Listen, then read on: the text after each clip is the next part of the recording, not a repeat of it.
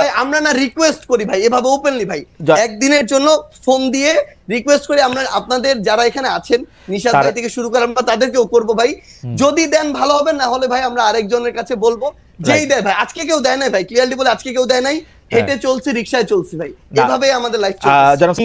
আপনাকে আমি প্রশ্ন করেছি যে আপনারা যে রূপায়ণটার অফিস নিয়েছেন সেটা চাঁদা করতে আসছে, যে চাঁদা করতে আসছে, আপনাদের যদি আমি প্রশ্ন করি যে আপনারা আসলে কেন এই গাড়ি চড়ে এখানে যাইতেছেন, কে আপনাদের গাড়ি দিচ্ছে, আপনারা বলেন আমার মতো 1 কোটি খালেদ মহিউদ্দিন আছে যারা আপনাদেরকে গাড়ি দেয়।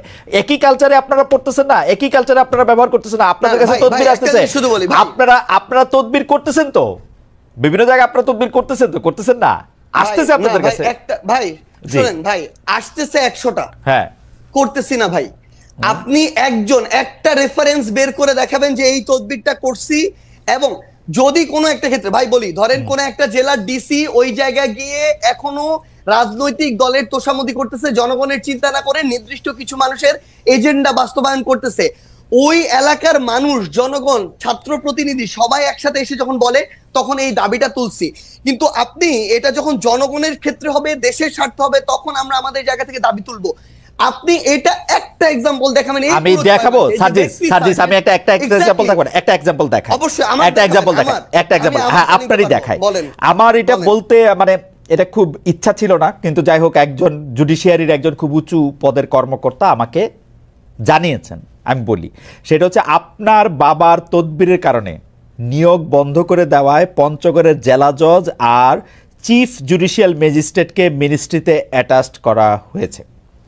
ভাই শোনেন একটা কথা বলি, মানে এই যে মানে এটার চেয়ে বড় প্রোপাগান্ডা, এবং মানে আপনি শোনেন জাস্ট একটা এক্সাম্পল, পুরো পঞ্চগড় জেলার যত মানুষ আছে তাদেরকে জিজ্ঞাসা করবেন, পুরো পঞ্চগড় জেলার বৈষম্য বিরোধী ছাত্র আন্দোলন আছে তাদেরকে জিজ্ঞাসা করবেন, পুরো পঞ্চগড় জেলার বৈষম্য বিরোধী ছাত্র আন্দোলন পুরো জেলা কোর্ট থেকে শুরু করে এভরিথিং ব্লক করে রাখছিল শুধু একটা কারণে, এই জেলা জজ এবং চিফ জুডিশিয়াল ম্যাজিস্ট্রেট তারা তাদের জায়গা থেকে একটা নিয়োগ প্রক্রিয়ার পরীক্ষার আগে তারা বিভিন্ন জায়গায় ম্যান সেট করে রাখছিল, এবং ওইখানে যারা পরীক্ষার্থী ছিল তাদের প্রতিবাদের মুখে পড়ে তারা পরীক্ষাটা পর্যন্ত বন্ধ করে দিতে বাধ্য হয়। এবং সবচেয়ে মজার বিষয় হচ্ছে, একটু অ্যাড করি ভাই, সবচেয়ে মজার বিষয় হচ্ছে ওইখানে অ্যাপ্লাই করেছিল মনে করেন 2000 স্টুডেন্ট, তারা তাদের মতো করে বিভিন্ন এক্সকিউজ দিয়ে প্রায় অর্ধেক স্টুডেন্টকে পরীক্ষা দিতেই দেয় না, বাকিদেরকে দিয়েছিল।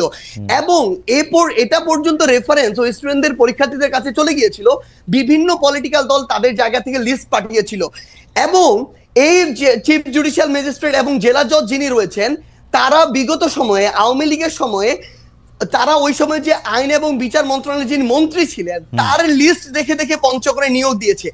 এই অভিযোগগুলো এক করে পুরো পঞ্চগড় জেলার ওই পরীক্ষা যারা পরীক্ষার্থী তারা রাজপথে নেমেছিল, মানুষ নেমেছিল, বৈষম্যবিরোধী ছাত্র আন্দোলন নেমেছিল।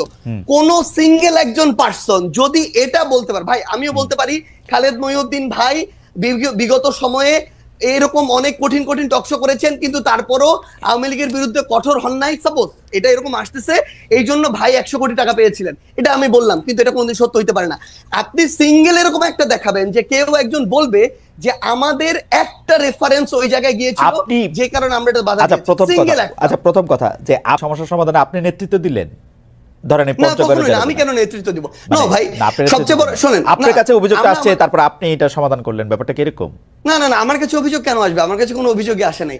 আমরা আমাদের জায়গা থেকে যে জিনিসটা দেখেছিলাম যে যখন পঞ্চগড় জেলার বৈষম্যবিরোধী ছাত্র আন্দোলন এই একটা মানে আগে থেকেই ঠিক করা নিয়োগ প্রক্রিয়ায় যাচ্ছিল, এবং তাদের আগের রেকর্ডগুলো এরকম যে বিভিন্ন রেফারেন্সে, বিভিন্ন সুপারিশে এবং অর্থ লেনদেনের মধ্য দিয়ে তারা নিয়োগ দিয়েছে। পুরো বৈষম্যবিরোধী ছাত্র আন্দোলন শুধু না, পুরো পঞ্চগড় জেলা জজ কোর্ট জানি, যত অ্যাডভোকেট আছে সবাই জানে যে তারা এগুলোর সাথে জড়িত। ভাই শেষ করি তো, তখন যখন তারা এই আন্দোলনে নামে সেই জায়গার জেলা প্রশাসক থেকে শুরু করে জেলা পুলিশ সুপার এবং অন্যান্য যারা, ইভেন আইন এবং বিচার মন্ত্রণালয়ের যারা যিনি দায়িত্বে রয়েছেন সচিব হিসেবে বা অন্যান্য হিসেবে, তারা তাদের জায়গা থেকে এই বিষয়টি শুধু আমাকে বলেছিল যে এইটুকু যেন দেখা যায় যে স্টুডেন্টরা যেন ওখানে ভাঙচুর না করে বিচারিক প্রাঙ্গণে। সেই জায়গাটিতে আমরা আমাদের জায়গা থেকে বৈষম্যবিরোধী ছাত্র আন্দোলনকে বলেছিলাম তারা তাদের যৌক্তিক আন্দোলন চালিয়ে থাক, কিন্তু তারা যেন কোনো ভাঙচুর প্রক্রিয়া না যায়, এইটুকু। এটা হচ্ছে প্রশাসনিক বিষয় ভাই, কিন্তু না ভাই আমার মনে হয় যে একটা কথা অ্যাড করতে হবে ভাই, একটা কথা অ্যাড করতে হবে, সেটা হচ্ছে সবচেয়ে বড় বিষয় হইতেছে কি ভাই, কিছুদিন আগে আমি এরকম দেখছিলাম সোহরাওয়ার্দী মেডিকেলে একটা প্রেসক্রিপশনে লেখা সমন্বয়ক সার্জিস আলমের আত্মীয় বাড়ি হচ্ছে নাটোর না পাবনা এরকম কিছু একটা জায়গা, আমার 14 গোষ্ঠীতে ভাই এখানে কেউ নাই। এখন অল্প কিছু নাম যেহেতু সবাই জানে, এই নামগুলোকে বিভিন্নভাবে ব্যবহার করা হয়। যখন দেখতেছে তার প্রত্যাশিত কিছু একটা হচ্ছে না, তখন যাকে তার সন্দেহ হচ্ছে তার বিরুদ্ধে এরকম এলিগেশন দিয়ে দিচ্ছে। কিন্তু এটা যখন ভাই একটা জিনিস শুধু বলি, এটা যখন আপনি আপনার জায়গায় এরকম, আপনি ভাই আমাদের কাছে অনেক রেসপেক্টেড, একদম সোজা বাংলা কথা বলি ভাই, সো সেই জায়গায় যখন এরকম মানে এরকম একটা কথা চলে আসে, কেউ একজন বললো ওইটা এরকম একটা মেইন স্ট্রিম জায়গায় চলে আসে, এটা খুবই অপ্রত্যাশিত। আর আপনাকে যদি অফিসের কথা এবং এই কথাটা বলি ভাই, আমি আমার জেলায় এ পর্যন্ত 8,000 কম্বল দিয়েছি ভাই। এই টাকাটা কোনো চাঁদার টাকা না। এই 8,000 কম্বল আমি যদি ওই মানুষগুলোর সাথে যোগাযোগ করে না নিতাম, ওই মানুষগুলো অন্য কাউকে দিত। বাংলাদেশে এরকম অন্তত কয়েক হাজার মানুষ আছে যারা প্রত্যেক বছর 10-20 হাজার কম্বল বিভিন্ন জায়গায় দেয়। আমি এর মধ্যে মনে করেন 10 জন মানুষের খোঁজ পেয়েছি বা খুঁজে বের করেছি। আমি ওটাতে যাচ্ছি ভাই। আমি তাদেরকে বলেছি যে ভাই আমার পঞ্চগড়ে প্রচন্ড শীত, আপনি যদি আমাকেও 1,000 দিতেন, আমি আমার মাধ্যমে বিতরণ করতাম, তাহলে ভালো হতো। তারা দিয়েছেন, এইটুকুই কম্বলের বিষয়। 2 নম্বরে আসেন ভাই রূপায়ণ টাওয়ারের বিষয়।